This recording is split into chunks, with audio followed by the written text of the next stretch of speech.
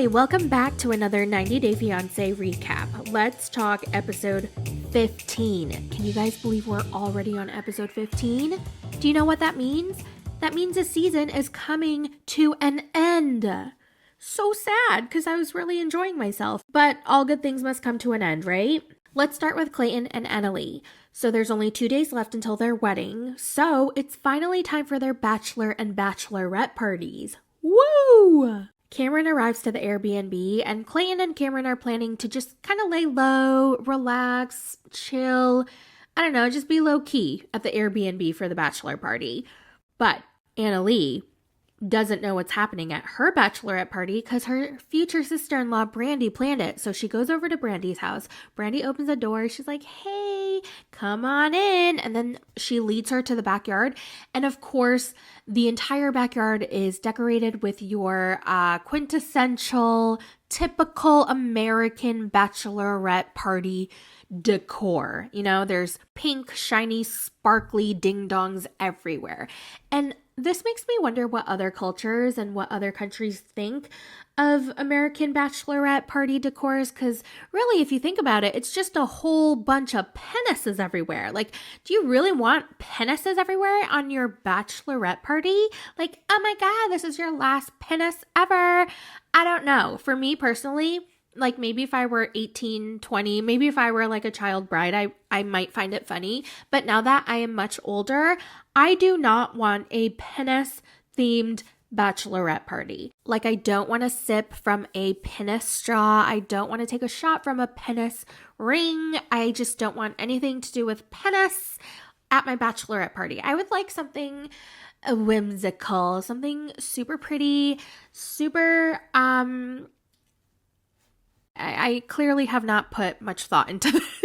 But Annalie's having a blast because, you know, she wants to experience the American culture. So Brandy has invited her friends and her sister to celebrate all together. And then Brandy tells her, guess what? We're not watching a movie tonight. I actually have a surprise planned for you.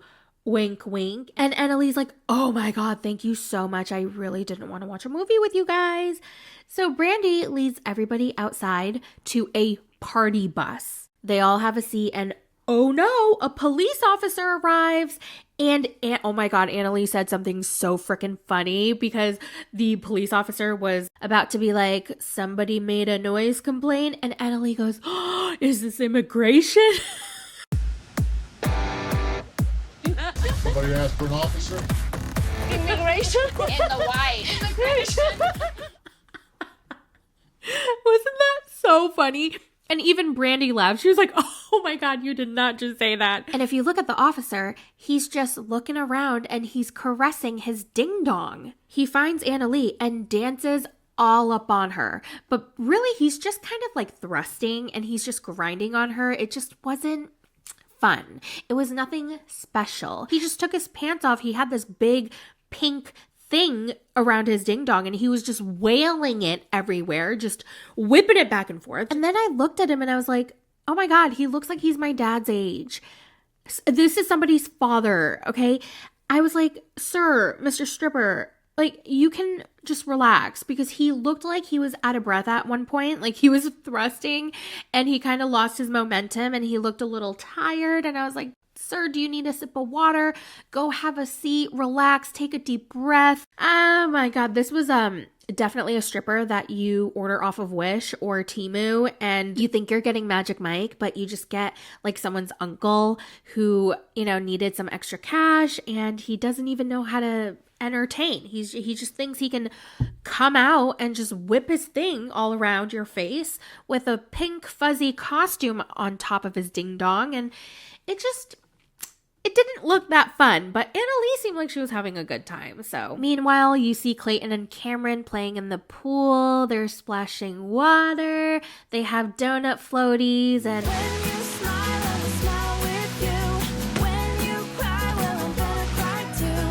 this reminded me of my pool birthday party that I had when I was turning 12. Now, I don't want to shame him for what he chose to do on his bachelor party, although I know I am kind of making fun of him, but Well, yeah, I guess if I say I'm not going to make fun of him, I should not. Yeah, I'm just trying to be a better, nicer person in 2024. And yeah, so like I said, I don't want to like be so hard on him because everybody has a different version of fun. If alcohol isn't for you, if clubs aren't for you, you shouldn't have to do it. Like, why do something you don't even want to do? I did think it was funny how Cameron was like, wow, this is the strangest bachelor party that I've been to. Like, I thought we were going to be partying, drinking, maybe rolling on a little Molly, maybe some strippers. But no, instead we are sitting in a quiet room playing Animal Crossing. How fun. We have to go to the Friendly Forester forestry shop, brother. Friendly Forester shop. He's my achievement. Then we go back to the party bus, and like I said, Mr. Stripper was humping the air so much, I think he got a little winded because his speed just wasn't there anymore. He was like going all in, like thrusting, and then it was like tired. And then he like got a little tired and he was like, okay, let me take a rest. Okay, bride, let's take a selfie together. I mean, Annalie was taking pictures. She was taking video. She was smiling. She was laughing. She was taking selfies. At one point, she was like, oh, when I said I wanted a stripper, I was just kidding.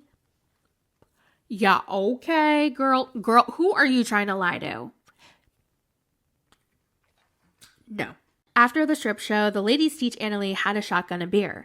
Then Annalie and Brandy spend a little alone time in her kitchen, and Brandy asks her, how is it living with my mom? And Annalie says, it's been fine, but I just wish we had some privacy. After Clayton and I get married, I hope your mom does look for her own place. And Brandy's like, yeah, I do agree, but that's never going to happen. Because apparently Clayton and Closet Mom have always lived together and they've never left each other's sides, and they're basically codependent. And Annalie's like, huh? This is not what I was expecting. I know that Annalie thinks that he wants to move out and be on his own, but they're not going to part ways. Mark my word, check back in a year, they will still be living together. I feel like we need a lot more context and information about the family dynamics and the relationship between Clayton, his sister, and his mom. According to Brandy, she's absolutely sure that Clayton's never going to kick out his mom and they're going to live together forever. But then at the same time, she feels really bad about it because Clayton did confide in her saying that he wanted his own future with Annalie, and without Closet Mom, he doesn't know what to do because he doesn't want to like kick her out, but he needs her to leave. So yeah, that was a little sad. I wish we got more information about their relationship.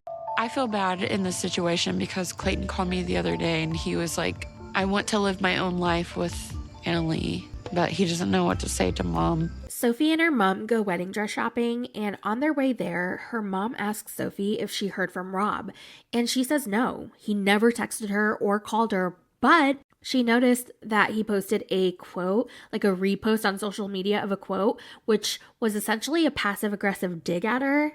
Like, my God, that is so immature. That is so high school.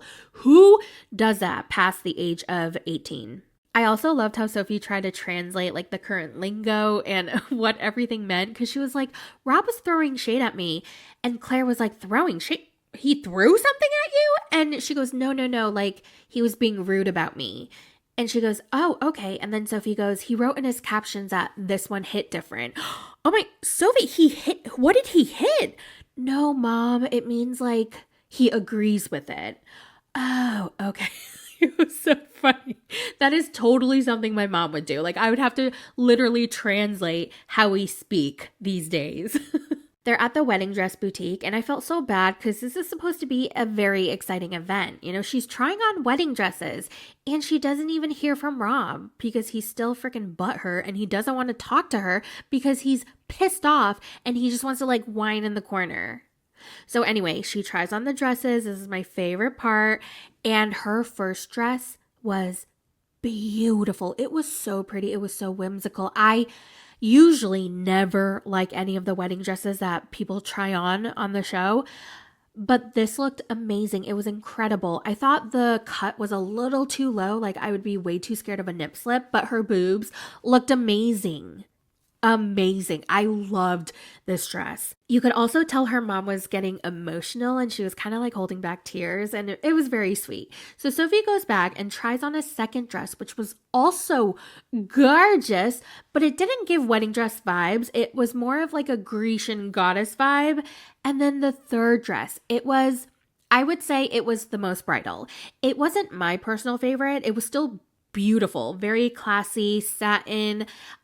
It was the dress that made mom cry. Like, she was sobbing, she was in tears. Sophie was emotional. And I think if she were to get married, that would have been the dress that she chose out of all three. After trying on wedding dresses, Sophie's in a fantastic mood. She's ready to get married again, and she's ready to talk to Rob. So she calls him, and he does not sound happy at all to hear from her. He's not like, hey, babe. He's just like, hey, what's up? Oh, you want me to pick you up? All right, I'll see you later. I'm like, damn. Can you pretend to be happy to speak to your future wife? You're going to be getting freaking married in a couple days. Hello? Hey. What's up? Hey, could you come pick me up from the hotel? Alright. Okay, I'll see you in a bit. I'll see you in a little bit. Okay, bye. Bye. Okay, then Sophie tells her mom that she's bisexual, and I just did not appreciate her mom's reaction. It was all about, why didn't you tell me? Why didn't you say anything? I would have supported you. Like, she was hurt. So when did you decide that you were bi? I only accepted it like a year ago. Like, you've known this like for a year. Like, why wouldn't you tell me this? I know she means well, and when people say that, they mean well. Like, oh, I wish you told me, like, blah, blah, blah. But when someone comes out to you, don't make it about you. It's not about you. Just tell her you support her. After finding out Sophie also is into women, her mom really does not want her to marry Rob. She's like, you're confused about life. If you marry him, then you can meet another girl and then cheat on him, and then fine, you'll get a divorce. And I thought that was really harsh. I was like, what the hell? That is so aggressive. I also found it interesting that Sophie was like, so she told her mom that she was bisexual, and her mom was like, okay, so instead of marrying Rob right away, since you guys are having so many issues, why don't you wait and like try dating a girl? What if you fall in love with her and want to marry a woman? And Sophie was dead set on no. I know I want to marry a man. I want a manly man. I want him to like do things and take care of things. Like, I want him to be a provider. And I just know I want to marry a man. I just have a really hard time understanding why Sophie is in such a rush to get married, so much that she's marrying Rob. Like, what is the rush? You are 23. You are 23. Why? But yeah, I thought Claire was pretty aggressive and harsh when she was like, okay, then you'll probably end up cheating on Rob and then you'll have a divorce. But maybe that was a last-ditch effort from her mom to stop this wedding, and we all agree that Sophie should not be marrying Rob. So hopefully she'll come to her senses and end the relationship. I did see something on Reddit, and of course this is unverified. I don't know if it's true. It could be completely false, but I did hear that she did end up marrying Rob and they're now separated. So oh no. Next is Ashley and Manuel, and oh my god, they had so much fun in this episode. I really, really am liking them as a couple. So they're headed to West Palm Beach in Florida with their friends and family to get married. And her sister and her friends are at the Airbnb. Oh, also Manuel's friend, Jonathan. Remember we saw him? He came back to join, and they're decorating the entire house. Ashley and Manuel walk in, and they're super surprised, and they're so happy, especially Manuel. He's in such a good mood, and he's so appreciative that everybody took the time to do this for them, and he gives a toast. And Ashley translates, and they are ready to mother effing party. Thank you a todos. Yeah. Me da un gusto encontrarles aquí y ustedes van a ser una de las personas muy especiales que siempre estarán con nosotros, en las buenas y en las malas. Esperemos que mejoren en las buenas. Cheers, cheers, cheers. They go on a party boat, which I thought was so fun, and the drinks are floating, the boat is boating, and everybody's having an amazing time. Manuel is pretty drunkety drunk, and he's having the time of his life, but then he also starts to feel a little somber. You know, sometimes the alcohol can go one of either way. It can make you super happy, or it can make you super sad. And so he started to get super sad, and he was sitting by himself, and he started to cry, and Ashley joined, and she tried to comfort him. And he says, you know, I'm so happy, I'm having such a good time, but like I feel a little guilty that my kids aren't here. And he misses his kids, and he misses his mom. His family is everything to him. Mi mamá es toda mi vida. Y lo único que yo quiero hacer es lo mismo que ella hizo conmigo, con mis hermanos, yo hacerlo con mis hijos. Darle lo que yo pueda, darle lo mejor.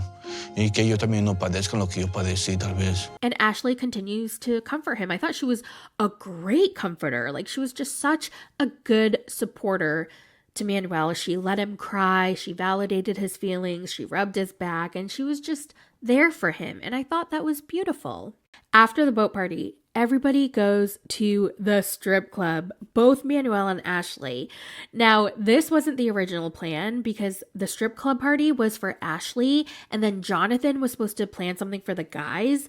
But Jonathan had a little too much to drink, and he was passed out somewhere. That's what one of the friends said. And I was like, where did Jonathan go? Where is he passed out? What do you mean he's passed out somewhere? So anyway, since the best man was passed out and they didn't know what he had planned, they all go to the strip club. Do you want to know what I loved about Ashley?